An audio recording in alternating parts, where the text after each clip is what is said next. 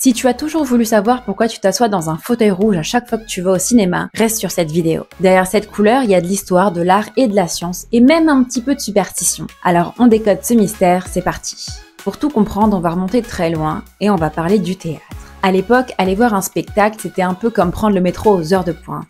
Pas de fauteuils rembourrés, juste des bancs en bois et les pièces de théâtre duraient des heures. Les propriétaires des théâtres ont vite compris qu'ils allaient perdre leur public, notamment les plus riches. Alors ils ont commencé à sculpter des bancs, ajouter des tapisseries et des ornements. D'ailleurs, Louis XV a popularisé les fauteuils rembourrés et leur a donné un petit statut de luxe. C'était tellement cool qu'il en parlait partout.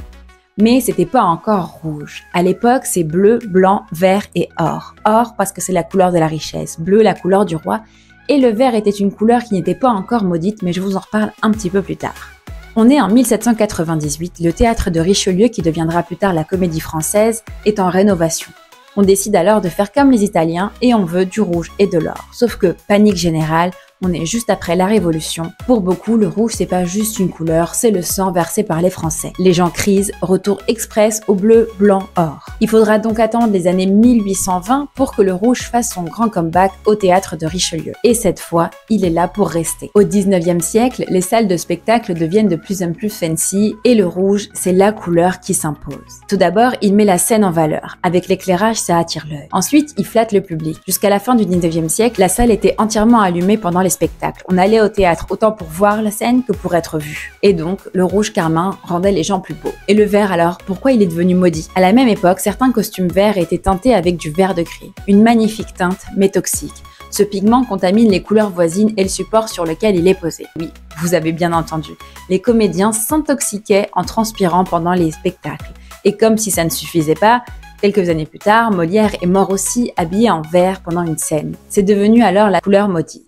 Et quand le cinéma est arrivé, il a simplement repris les codes du théâtre, les premières salles de ciné étant en fait d'anciens théâtres avec leurs fauteuils rouges et les rideaux assortis. Ok, maintenant qu'on a fait le tour de l'histoire, place à la science. Le rouge, c'est pas juste une couleur sympa, c'est un vrai choix stratégique. L'effet Purkinje. Notre perception des couleurs change selon la lumière. En pleine lumière, nos yeux captent mieux le rouge, mais dans l'obscurité, il devient moins visible. Traduction, quand la lumière baisse dans la salle, les fauteuils rouges disparaissent un peu.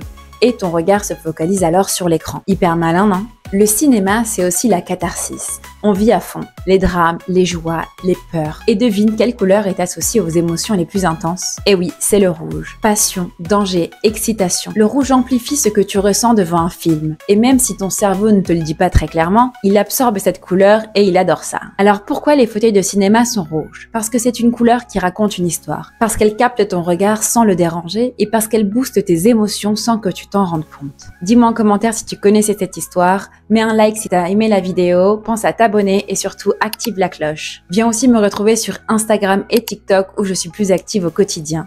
Merci d'avoir regardé cette vidéo, à très vite!